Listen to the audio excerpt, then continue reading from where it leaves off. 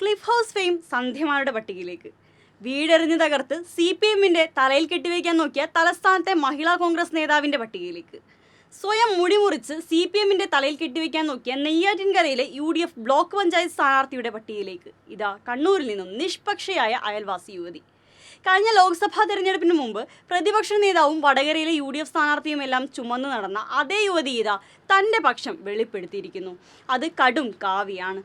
പാനൂരിനടുത്ത് ആളൊഴിഞ്ഞ ഒരു പറമ്പിൽ ബോംബ് പൊട്ടിയപ്പോഴായിരുന്നു നിഷ്പക്ഷ യുവതിയുടെ രംഗപ്രവേശം. RSSകാരുടെ ഒളികേന്ദ്രമായിരുന്നു അത്. എന്നാൽ വലതു മാധ്യമങ്ങളെ ഉപയോഗിച്ച് ബോംബ് സ്ഫോടനത്തിന് പിന്നിൽ CPM എന്ന് വരുത്തി തീർക്കാനായിരുന്നു നീക്കം. അതിനായി അയൽവാസി എന്ന പേരിൽ യുവതിയെ കെട്ടിയിറക്കി.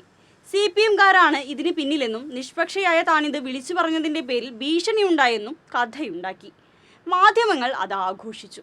ഇവർ ഈ പ്രദേശത്തല്ല താമസമെന്നും BJP-കാരിയായ ഇവർ കള്ളം പറയുകയാണെന്നും ബോംബിന് പിന്നിൽ RSS ആണെന്നും CPM ആവർത്തിച്ച് വ്യക്തമാക്കിയെങ്കിലും മാധ്യമങ്ങളുടെ ബദിരകരണങ്ങളിൽ അത് പതിച്ചില്ല. അവർ നിഷ്പക്ഷ യുവതിയെ വെച്ച് ആഘോഷം തുടർന്നു. ക്ലിഫ് ഹൗസ് സന്ധ്യയ്ക്ക് ചിറ്റിലപ്പള്ളി 5 ലക്ഷം കൊടുത്തു. UDF ജോലി കൊടുത്തു. അപ്പോഴേക്കും തനിനിറം പുറത്തു വന്നു. നിഷ്പക്ഷ സന്ധ്യയായിരുന്നില്ല, കോൺഗ്രസ് സന്ധ്യയായിരുന്നു എന്ന്.